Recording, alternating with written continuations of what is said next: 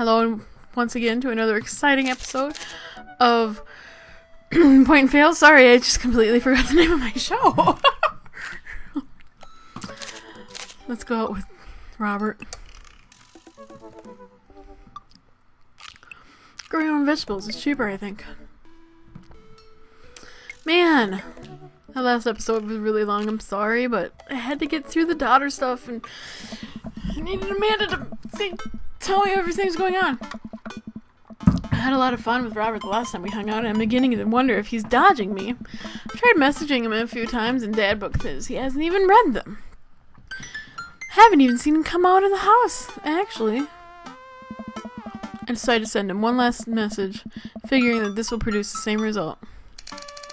Hey man, don't know where you've been, but we should grab a drink soon. I'll walk away from my computer, because at this point, I know he's not messaging me back anytime soon. I linger in the kitchen. I'm all caught up in work. My house is relatively clean. Maybe I should do something nice for Amanda. I'll bake her favorite pie. I do make a good pie. I root through the pantry, pull out all the ingredients. This is an old family recipe that I used to make with my grandmother when I was a kid. I lost the actual recipe card a long time ago, but I think I'll be able to remember how to bake it. I start mixing the ingredients together for the crust until I get a nice dough. Throw some cherries into a saucepan and make a filling. Normally I don't like to multitask in the kitchen, but this cherry pie is a piece of cake. Pie. It's a piece of pie. I'm making a pie. Oh man, I can never remember the temperature you're supposed to set the oven at. Pretty sure it's 375. Well, when you start making a pie, you usually put it at 425 and then lower it to 350. But you already pre-made the filling by putting it on the stovetop, so I think you can skip that first part. Who am I kidding? I'm never wrong when it comes to this pie. My special twist on my grandmother's recipe includes a secret ingredient that not even Amanda knows about. It makes the cherries extra flavorful. Is it almond extract? Is it almond extract? It's almond extract. I make pies! It's what I do! It's almond extract. Duh! Oops. I accidentally poured it a little too much in. That's not possible. Way too much in. I'm sure it's fine. Baking is an art, and some of the most beautiful art is made from mistakes. I finally get the pie in the oven. How long am I supposed to leave it in there? 50 minutes? I'll just wing it. Making a full pie. You put in at 425 for 30 minutes, then you cover the edges up, turn the heat down to 350, and bake it for like another 30 minutes. And now you know how to make a pie. Amanda's gonna be excited. That kid loves a good pie. I have a seat at the kitchen table and do word jumbles until Amanda comes home. I can hear the door slam open. Yo, Pop! What smells like pie in here? It's pie, sweetie. Amanda darts over to the oven and looks inside. Yes! Alright. Hey, it's not done yet. Be patient. What's your angle here? Huh? What? Pies are an objective-based confection. What are you trying to get out of me? I've been leading a double life. Amanda, I have a terrible news for you. I'm actually a pro skateboarder, an aspiring astronaut, and bake robber. The lifestyle is calling me back, and I must go. One last job. You know how it is. This pie was the only way I knew how to tell you. Well, I appreciated the years we spent together, but a trade-up is a trade-up. Remember me when you're kicking your feet up in Ibiza. Thanks for all the pie. We share a cordial handshake. I wait a few more minutes before taking the pie out of the oven. I set it on the rack to cool and guard it so Amanda doesn't dig into it before it's ready. Huh? What? Does it look kind of weird to you? Oh, that's just me taking artistic license on what cherry pie means to me emotionally. I'm just saying this because, you know, it seems like you might bake this pie incorrectly, and you're currently right now, trying to pass it off as a good thing. It's art, sweetie. Huh? Was it art when you accidentally baked a whole, uncracked egg into the center of my 12th birthday cake? Well, Was it art when you tried to make brownies and accidentally created chlorine gas? Well, that's a bit of an exaggeration. Was it art when you... Just eat the pie, Panda. I cut a few slices. We sit down to eat. The cherry filling oozes out the sides and buttery crust glistens. I watch as Amanda takes a bite. Ugh. What's wrong? Is it not good? Amanda winces and fans her mouth. No, I just burned the heck out of the roof of my mouth. This pie is amazing. Sorry for doubting you. Yeah, that's because almond extract. It's always almond extract. I breathe a sigh of relief and take a bite. She's right, the pie is pretty incredible, as it always is. I'm really proud of you for making a pie without burning the new house down. I get a few dad tricks up my dad's sleeve. Maybe fathers aren't as bumbling and stupid as the media makes us out to be. Maybe we as a society should have a little more respect for fathers as a whole. Dad, your sleeve is on fire. What? I run to the sink and put myself out. Pride will be my undoing. Amanda and I clean up the kitchen and play a little more living room hoops before she retreats to her room and do homework. I go back to my word jumbles. This one spells cat. The rest of the evening trickles by. We eat dinner. I help Amanda with one of her scholarship applications. We both start getting ready for bed. I decide to check Dad book one last time before I climb into bed. Still nothing from Robert. Hope he's okay. I turn out the lights and lie down. He's gonna sneak in my room. Hey. Ellis. Hey. Hey, Ellis. Hey, I'm outside. Come outside. Oh, what is that? I was just on the verge of falling asleep. I climb out of bed and try to identify the source of the dinging. My computer screen illuminates the dark room. I walk over to it, ready to turn it off when I notice what's happening on screen. Don't make me honk. I will honk. Get out here. I look out my window and, sure enough, there's Robert leaning up his pickup truck in my driveway. I open my door and try to figure out what's going on. Hey. Hey? Wanna hang? Hey. I was kind of sleeping. Well, that's no fun. Oh. Come hang out. I would argue that sleeping is very fun, but I don't have to be anywhere in the morning. Might as well live a little. Sure. Cool. You plan on going out like that? I look down and realize that I am, in fact, not wearing pants. I mean, I don't mind. Right, one sec. I run inside and throw on my going out pants, shoes, and a jacket. I grab my keys and meet Robert back outside. Ready? Ready. Hop in. I jump into the passenger seat of his old red pickup truck. I have to move a few empty cigarette packets and go... Oh. You're ruining this for me. Gas station receives out of the way before I can sit. Robert silently starts the car and we drive out of the cul-de-sac.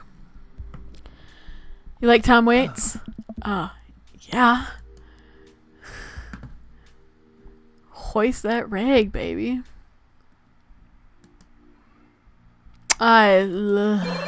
Before I can answer, Robert turns up the radio. Yep, that's Tom Waits all right.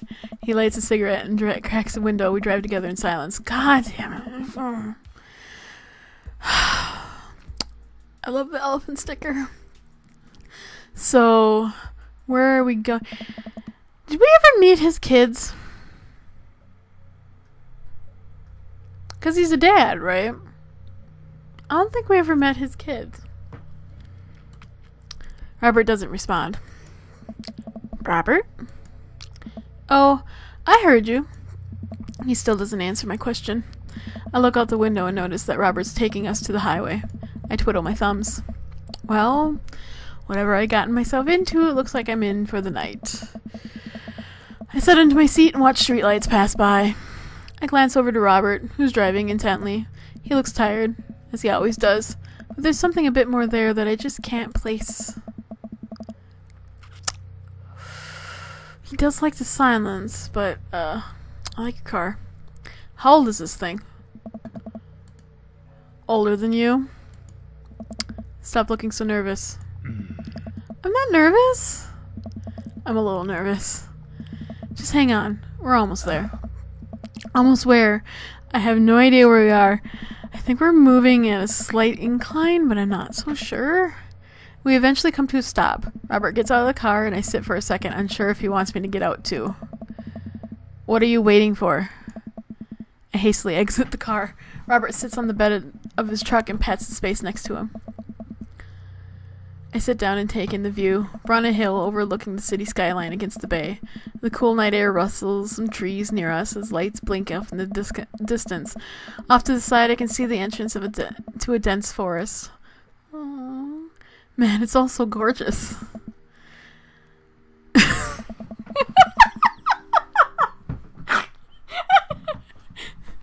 This is where I come to masturbate. What? I'm kidding. What's wrong with you? This is my little spot where I come to think. It's nice. You can see the whole city from up here. Really gives you some perspective. Robert reaches behind him and pulls something out from under his jacket. It glints in the moonlight. I suddenly realize what it is. You have... Oh shit, that's a knife. Oh? Please don't stab me. Robert reaches into his pocket and pulls out a small piece of wood. Please don't stab me with that either. Robert takes the knife to the piece of wood and starts... Oh, I breathe a very audible sigh of relief as Robert looks at me sideways. Did you think I was going to stab you just now? What? No!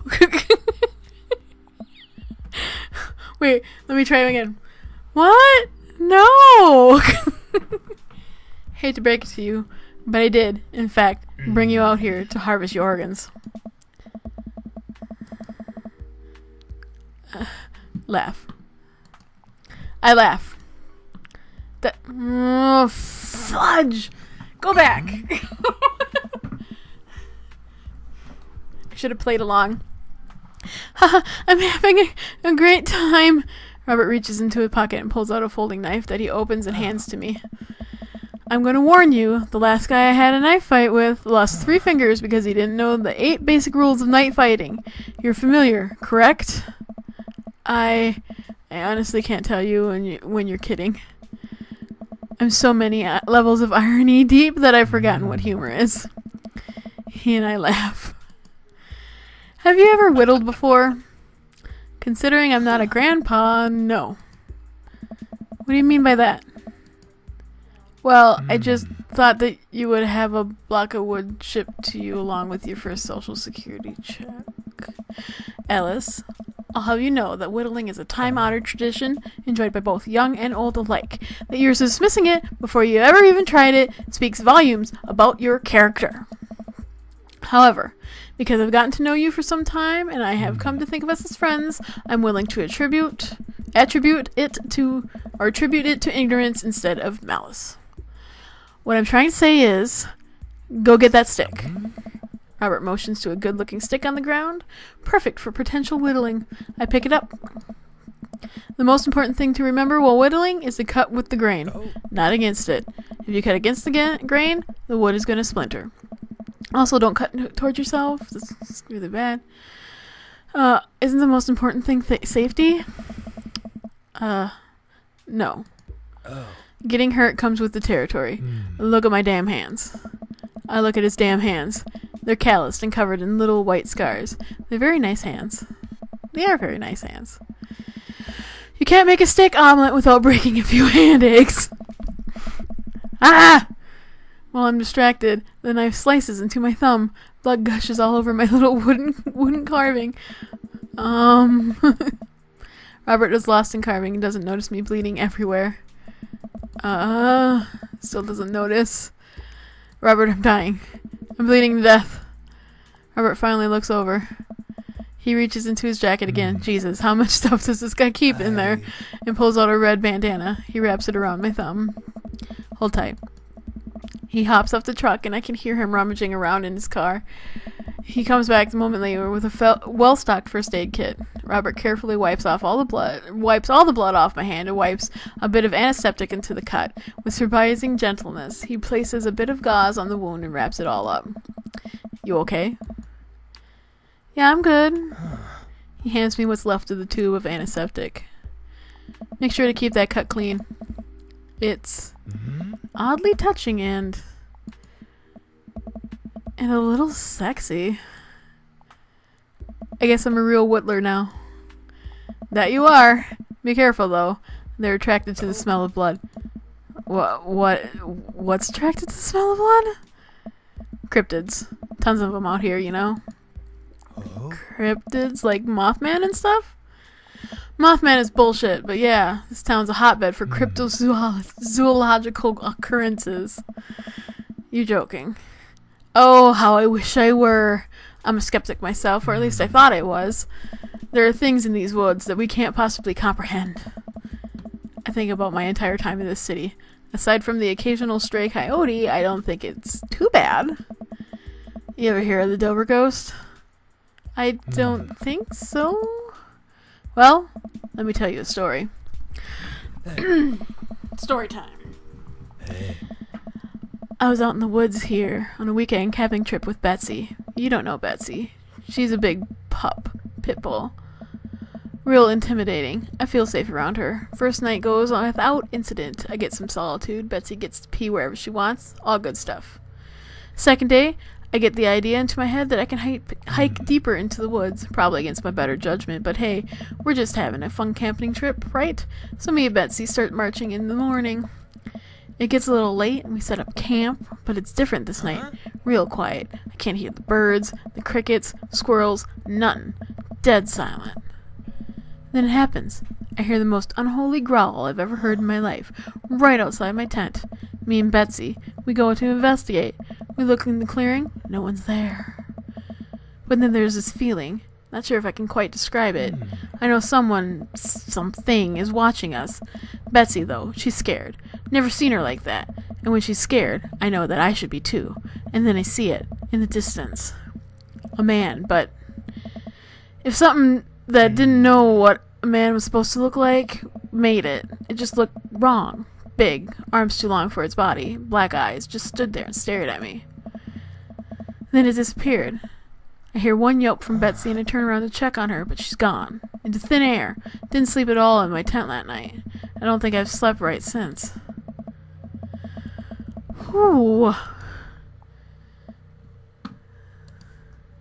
Wow. Robert. I'm so sorry. Hey. They say that if you listen closely on quiet nights just like tonight, you can hear the howl of the Dover Ghost. A howl resonates through the woods. It doesn't sound like a regular howl. It's so guttural. Even from far away, something about it makes my skin crawl. Okay, Robert, real funny. I turn to look at Robert. He's white as a sheet. You're messing with me, right? I was messing with you up until literally just now. I totally made that camping story up. I strain my eyes to scan the forest line, trying to see where the howl originated from. Off in the distance, I see something. It's so far away, I can barely make out a shape. It looks human, but it's dragging something. Do you see that? We should go. Robert and I slowly back away and get into his truck. He turns off his headlights and we make a slow crawl back to the road. I'm too scared to look back. What was that? The Dover Ghost, I guess. I chuckle nervously. This time he doesn't seem like he's messing with me. Or maybe someone illegally dumping garbage on the wildlife preserve? Yeah, that's the story we'll tell ourselves. We sit in silence for a little while longer. The fear of whatever that was slowly subsiding as we... the fear of whatever that was slowly subsiding as we get closer to the city. Thanks for coming out. This was fun. Hey. I'm sorry I haven't been in touch. I've just Oh. been in a way lately. I had to get out of the house. Had to be around somebody. You doing okay, man? That might have been hard to be around some. Robert thinks for a second and lights another cigarette. Been doing a lot of thinking. He takes a long drag. As I get older, I feel more and more that I'm just drowning in this sea of regret. I was so busy chasing after these things that I thought would make me happy that I didn't think about anyone else. All I cared about was myself. I didn't even think. Robert stops. I wait for him to finish his thought, but he just stares at the road. Maybe I'm just built like this. Or maybe I do it to myself. Maybe it's my own choice that I'm unhappy as I am. I try to think of something to say. I remember all of the times in my life when I've been sad, and there's a great many of them, but there's always a light at the end of the tunnel. Something I held on to that keeps me going. But there's something so resigned about the way Robert's talking.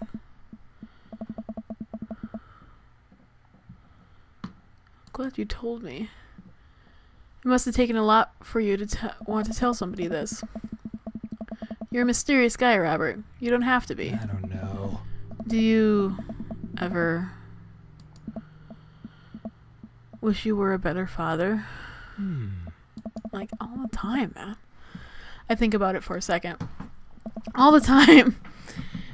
You can read all the parenting books you want, but nothing will ever prepare you for raising a child. There's so much stuff I regret or wish that I could have done better, but I don't have the answers. I don't know if anybody does. It's funny. I look at you and your relationship with your daughter, and it seems perfect. It isn't. At least you're there for her. I stare out the window at the blur of passing trees. I just hope I'm a better father to my kid than my dad was to me. What did your dad do? It's more about what he didn't do. He was quiet, stoic. Don't think he was ever told me once that he loved me. He cared more about his work than he ever did about me or my mom. Do you hate him? No. I used to, but after I became a parent, I just kind of feel bad for him. He missed out on my whole childhood. When I think about all the happiest moments in my life, they're all with Amanda and Alex. And he wasn't there.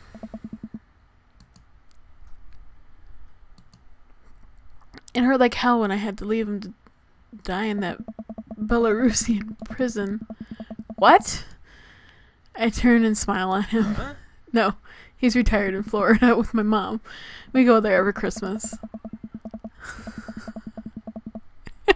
We both break out into laughter. He pats me on the shoulder. We drive the rest of the way in silence, listening to the radio and watching the bright lights of the city grow bigger. Robert drops me off at my place. As I'm about to close the passenger door, I realize that I still have Robert's pocket knife in my jacket. I pull it out and offer it back to him. You hold on to that. Never know when you might need it. Night, Robert. Have a safe drive home. Like, right over there. Robert smirks and pulls away. He then immediately pulls into his driveway, which is one over from mine. He gets out and waves. I tiptoe in the house, careful not to wake Amanda up. Whoa, where'd you come from? I look around and spot Amanda coming out of the kitchen with a glass of water. I thought you were sleeping. Oh, Robert woke me up to go cryptic hunting. You know the Mothman is bullshit, right?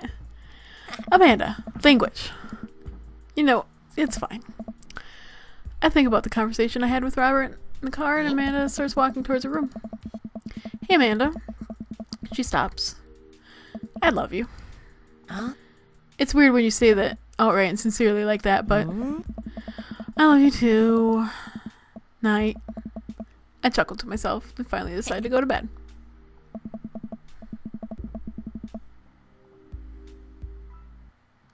How'd I do?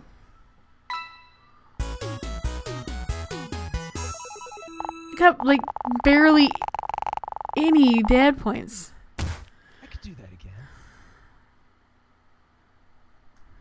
Tom Waits.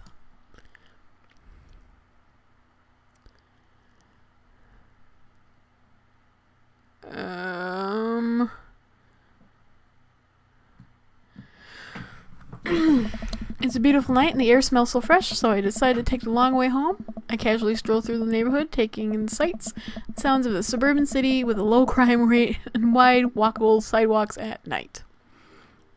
As I approach the bar, I can hear patrons inside cheering. Oh, I bet the game is on. I wonder if my team is playing tonight. A drop of water hits my head, and now it's lots of drops of water. It's pouring rain. Maybe I should wait this out inside. I order a beer from the bar and settle in. It turns out that my team isn't playing tonight, but I can certainly enjoy the game regardless. The bar is unusually crowded, and the feeling of camaraderie over a shared love for the game makes me smile. Sports are nice. I look over into the corner and spot none other than Mary, sitting alone and in the corner, nursing a cocktail. Excuse me, something about her seems different this time. Now that she's by herself and not hanging off with some younger guy, she looks so sad. She looks up and half-heartedly raises her glass to me before staring off into the middle distance. Okay, I'll be nice. I decided to go over to say hello. I walk over to her booth. She doesn't look up. The seat taken? She still doesn't look up. I take a seat anyways, and she finally notices me. Hey, cowboy. Hey. You alright? Never better. She hiccups. Guess she's a little far gone. Tears start welling up in her eyes. Oh? Will you walk a gal home? I slide out of the booth. Seems like Mary's having some trouble getting up. I reach out a hand to help her, and she waves me away. I got it. She clearly does not got it. You know what? Hang out here for a second. I walk over to the bartender and pay Mary's tab. Hey, I don't know if you remember me, but I live in Mary's cul-de-sac, and I'm just making sure she gets home safe tonight. I know you. Yeah, it's nothing weird, just... She usually has one of the bar staff walk her home, but I trust you. She doesn't, go home with... I don't really want to say it. One of the guys she meets? Nah? Ain't her thing. Really? Huh?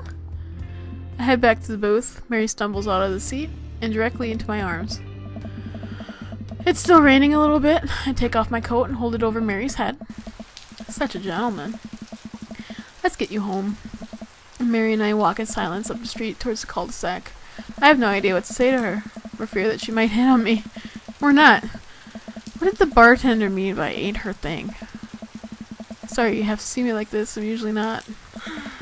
I know Joseph doesn't like it when I... Sorry. It's alright. I'm sorry if I'm ever mean to you. It's alright. No, it's not. I know it's not. I'm just... I'm having a really... Forget it. As we get to the cul-de-sac, I can feel starting to slow down. By the time we arrive at the doorstep, she pulls away from me. Wait. Can we just... Hold on. What's wrong? How about another drink? Old time's sake? Hey. Come on, Mary. It's bedtime. Mary looks me up and down, giving me a half smile. You're right. She pulls me in close for a hug, holding onto me for a little longer than feels appropriate. She mumbles into my chest. You're a good kid. Thanks for the company. Mary gives me a pat on the back, straightens out her sweater, and walks the rest of the way to the front door herself.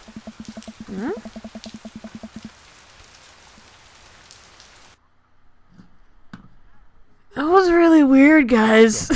You've got dads. What the fuck was that all about? Okay. Well, we will find out more next time. Okay, bye!